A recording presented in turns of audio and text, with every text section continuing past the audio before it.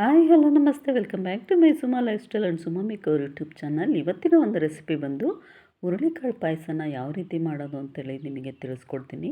So ಹುರುಳಿಕಾಳು ತುಂಬ ಹೆಲ್ತಿಗೆ ಬೆನಿಫಿಟ್ ಇದೆ, ಆರೋಗ್ಯಕ್ಕೂ ಕೂಡ ತುಂಬ ಒಳ್ಳೆಯದು. ಆವಾಗವಾಗ ಹುರುಳಿಕಾಳು ಮೊಳಕೆ ಕಟ್ಟಿ ಮಾಡ್ಕೊಂಡು ತಿನ್ನೋದ್ರಿಂದ, ಇಲ್ಲ ಈ ರೀತಿಯಾದ ಒಂದು ಸ್ವೀಟ್ ರೆಸಿಪಿನ ಮಾಡ್ಕೊಂಡು ತಿನ್ನೋದ್ರಿಂದ ತುಂಬಾ ಹೆಲ್ತಿಗೆ ಬೆನಿಫಿಟ್ ಇದೆ. ಸೊ ಹಾಗಿದ್ದರೆ ಬನ್ನಿ ಹುರುಳಿಕಾಳಿಂದ ಯಾವ ರೀತಿ ಪಾಯಸನ ಮಾಡೋದು ಅಂಥೇಳಿ ತಿಳಿಸ್ಕೊಡ್ತೀನಿ. ಸೊ ಹಾಗಿದ್ದರೆ ಇಲ್ಲಿ ಬೇಯಿಸಿ ಇಟ್ಕೊಂಡಿರೋ ಹುರುಳಿಕಾಳು ರೆಡಿಯಾಗಿದೆ, ಒಂದು ಅರ್ಧ ಕೆ ಜಿಯಷ್ಟಿದೆ. ಸೊ ಅದಕ್ಕೆ ಪಾಕನೂ ಕೂಡ ಬೆಲ್ಲದ ಪಾಕ ಆಲ್ರೆಡಿ ಯಾವ ರೀತಿ ಮಾಡೋದು ಅಂತ ಎಲ್ರಿಗೂ ಗೊತ್ತೇ ಇದೆ. ಬೆಲ್ಲದ ಪಾಕನ ಮಾಡಿ ಇಟ್ಕೋಬೇಕು. ಸೊ ಬೇಯಿಸಿ ಇಟ್ಕೊಂಡಿರೋ ಹುರುಳಿಕಾಳನ್ನ ಒಂದು ಮಿಕ್ಸಿ ಜಾರೊಳಗೆ ಹಾಕೋಣ. ಸೊ ಆ ಕಡೆ ಬಂದು ಹುರುಳಿಕಾಳನ್ನ ಬಸ್ತಿ ಇಟ್ಕೊಂಡಿರೋ ಕಟ್ಟಿಗೆ ಕೂಡ ರೆಡಿಯಾಗಿದೆ. ಸೊ ಇವಾಗ ಹುರುಳಿಕಾಳನ್ನ ಫೈನ್ ಪೇಸ್ಟಾಗಿ ಕೂಡ ಗ್ರೈಂಡ್ ಮಾಡ್ಬೋದು, ಇಲ್ಲಾಂದರೆ ನಿಮಗೆ ತರಿಯಾಗಿ ಬೇಕು ಅಂದರೂ ಕೂಡ ಮಾಡ್ಕೋಬೋದು. ಸೊ ಯುವರ್ ಚಾಯ್ಸ್, ಯಾವ ರೀತಿ ಆದರೂ ಮಾಡ್ಕೋಬೋದು. ಸೊ ನಾನು ಇದನ್ನು ಈ ಕಡೆ ತರಿನೂ ಅಲ್ಲ, ಈ ಕಡೆ ಫೈನ್ ಪೇಸ್ಟು ಅಲ್ಲ, ಆ ರೀತಿಯಾಗಿ ಒಂದು ಮೀಡಿಯಮ್ ಆಗಿ ಈ ರೀತಿ ರುಬ್ಬಿ ಇಟ್ಕೊಳ್ತಾ ಇದ್ದೀನಿ. ಸೊ ನೀವು ಕೂಡ ಈ ರೀತಿ ಡಿಫ್ರೆಂಟ್ ಆದ ಟೇಸ್ಟೊಂದಿಗೆ ಮಾಡಿದ್ದೀನಿ, ತುಂಬಾ ಚೆನ್ನಾಗಿರುತ್ತೆ.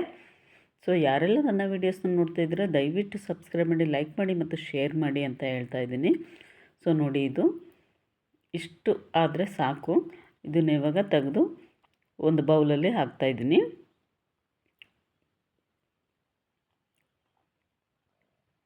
ಸೊ ಇದೊಂಥರ ಡಿಫ್ರೆಂಟಾಗಿ ಒಂದು ರೀತಿಯ ಟೇಸ್ಟ್ ಕೊಡುತ್ತೆ. ಪಾಯಸ ಮಾಮೂಲಿ ಎಲ್ಲರೂ ಮಾಡೇ ಮಾಡ್ತಾರೆ.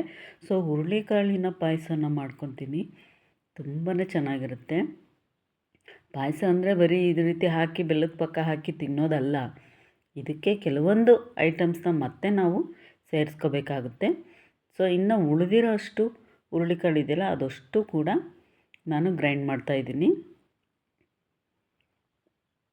ಸೊ ಯಾರೆಲ್ಲ ನನ್ನ ವೀಡಿಯೋಸ್ನ ನೋಡ್ತಾ ಇದ್ದೀರಾ ಪದೇ ಪದೇ ಹೇಳ್ತಾ ಇದ್ದೀನಿ, ದಯವಿಟ್ಟು ಸಬ್ಸ್ಕ್ರೈಬ್ ಮಾಡಿ, ಲೈಕ್ ಮಾಡಿ ಮತ್ತು ಶೇರ್ ಮಾಡಿ. ಇನ್ನಷ್ಟು ವೀಡಿಯೋಸ್ನ ಹಾಕಲಿಕ್ಕೆ ನನಗೆ ಇನ್ಸ್ಪಿರೇಷನ್ ಕೂಡ ಆಗುತ್ತೆ. ಸೊ ಇವಾಗ ನೋಡಿ, ಮತ್ತೆ ಕೂಡ ನಾನು ಫೈನ್ ಪೇಸ್ಟಾಗಿ ಗ್ರೈಂಡ್ ಮಾಡ್ತಾಯಿದ್ದೀನಿ. ಸೊ ಇಷ್ಟ ಆಗಿದೆ, ಇನ್ನೊಂದು ಸ್ವಲ್ಪ ಆಗಲಿ ಅಂಥೇಳಿ ಮತ್ತೊಂದು ಸರಿ ಗ್ರೈಂಡ್ ಮಾಡ್ತಾಯಿದ್ದೀನಿ. ಸೊ ತುಂಬ ಚೆನ್ನಾಗಿರುತ್ತೆ ಫ್ರೆಂಡ್ಸ್, ಈ ರೀತಿ ಒಮ್ಮೆ ಮಾಡಿ ನೋಡಿ, ಟೇಸ್ಟೇ ಡಿಫ್ರೆಂಟ್ ಲೆವೆಲಾಗಿ ಕೊಡುತ್ತೆ. ಸೊ ಇದು ಇವಾಗ ಆಗಿದೆ, ಇದನ್ನು ಕೂಡ ತೆಗೆದುಬಿಟ್ಟು ಒಂದು ಬೌಲಲ್ಲಿ ಹಾಕ್ತಾಯಿದ್ದೀನಿ. ಸೊ ಇದಕ್ಕೆ ಇವಾಗ ಬಾದಾಮಿ ಹಾಲನ್ನ ರೆಡಿ ಮಾಡ್ಕೋಬೇಕು. ಸೊ ಬಾದಾಮಿ ಹಾಲು ಬಂದು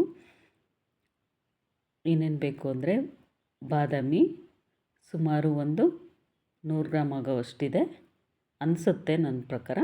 ಸೊ ಅಷ್ಟೇ ಪ್ರಮಾಣದ ಗೋಡಂಬಿನೂ ತೊಗೊಂಡಿದ್ದೀನಿ.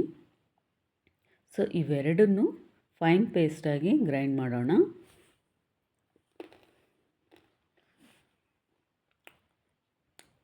ಇದನ್ನು ಹಾಕೋದ್ರಿಂದ ತುಂಬಾ ಟೇಸ್ಟ್ ಕೂಡ ಡಿಫ್ರೆಂಟಾಗಿ ಕೊಡುತ್ತೆ. ಸೊ ಈ ರೀತಿ ಮಾಡಿ ನೋಡಿ. ಇವಾಗ ಫೈನ್ ಪೇಸ್ಟಾಗಿ ರೆಡಿಯಾಗಿದೆ. ಸೊ ತುಂಬಾ ಚೆನ್ನಾಗಿದೆ.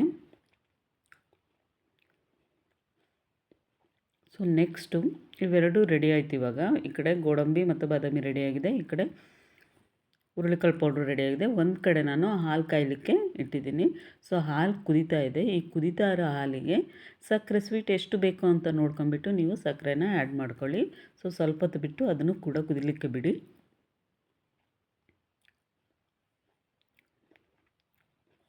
ಸೊ ಈ ರೀತಿಯಾಗಿ ಕುದ್ದ ನಂತರ, ಸೊ ನಾವೇನು ಪೇಸ್ಟ್ ಮಾಡಿ ಇಟ್ಕೊಂಡಿದ್ವಲ್ಲ ಬಾದಾಮಿ ಮತ್ತು ಗೋಡಂಬಿನ, ಅದನ್ನು ಕೂಡ ಇದಕ್ಕೆ ಸೇರಿಸ್ಕೊಳ್ಳಿ. ಸೊ ಇದ್ರ ಜೊತೆಗೆ ಬೇಕಾದರೆ ನೀವು ಏಲಕ್ಕಿ ಪೌಡರನ್ನ ಹಾಕ್ಕೋಬೋದು, ಇಲ್ಲ ಸೋಂಪು ಕಾಳನ್ನು ಕೂಡ ಹಾಕ್ಕೋಬೋದು. ಸೊ ನೆಕ್ಸ್ಟು ಇದೊಂದು ಸ್ವಲ್ಪ ಟೈಮ್ ಹಾಲಲ್ಲಿ ಅಷ್ಟು ಕುದಿಲಿ ನೀಟಾಗಿ ಚೆನ್ನಾಗಿ. ಸೊ ಇವಾಗ ಬಾದಾಮಿ ಹಾಲು ರೆಡಿಯಾಗಿದೆ. ಇದಕ್ಕೆ ಕೂಡ ಕೇಸರಿನೂ ಕೂಡ ನೀವು ಆ್ಯಡ್ ಮಾಡ್ಕೋಬೋದು. ಸೊ ನೆಕ್ಸ್ಟು ತುಂಬ ಟೇಸ್ಟಾಗಿರುತ್ತೆ, ಹಾಗೆ ಕುಡಿಲಿಕ್ಕೂ ಕೂಡ ಬಾದಾಮಿ ಹಾಲು ತುಂಬ ಟೇಸ್ಟಾಗಿರುತ್ತೆ ಮನೆಯಲ್ಲಿ ಮಾಡೋದ್ರಿಂದ. ಸೊ ಇದಕ್ಕೆ ನಾನು ಇವಾಗ ಹುರುಳಿಕಾಳನ್ನ ಒಂದು ಬೌಲಲ್ಲಿ ಹಾಕ್ತಾಯಿದ್ದೀನಿ. ಸೊ ನೆಕ್ಸ್ಟು ತುಪ್ಪನ ಇದಕ್ಕೆ ಸೇರಿಸ್ಕೋಬೇಕು.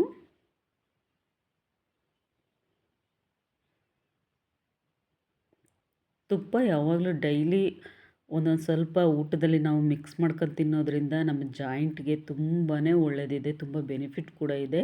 ಸೊ ನೆಕ್ಸ್ಟ್ ಇದಕ್ಕೆ ತುಪ್ಪ ಸೇರಿಸ್ಕೊಂಡ್ಮೇಲೆ ಬಾದಾಮಿ ಹಾಲನ್ನ ಸೇರಿಸ್ಕೊತಾ ಇದ್ದೀನಿ.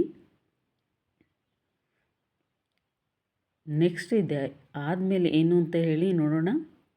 ಸೊ ನೆಕ್ಸ್ಟ್ ಇದಕ್ಕೆ ನಾವು ಪಾಕ ಮಾಡಿ ಇಟ್ಕೊಂಡಿದ್ವಲ್ಲ ಬೆಲ್ಲದ ಪಾಕನ, ಅದನ್ನು ಕೂಡ ಸೇರಿಸ್ಕೋಬೇಕು.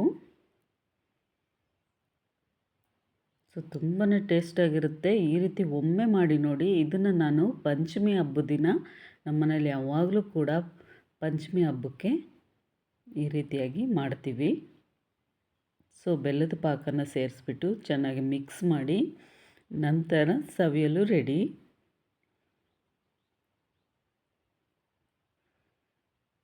ಸೊ ತುಂಬಾ ಟೇಸ್ಟಾಗಿತ್ತು. ಸೊ ಇನ್ನೊಂದು ಒಳ್ಳೆ ವೀಡಿಯೋಸೊಂದಿಗೆ ಮತ್ತೆ ಸಿಗ್ತೀನಿ.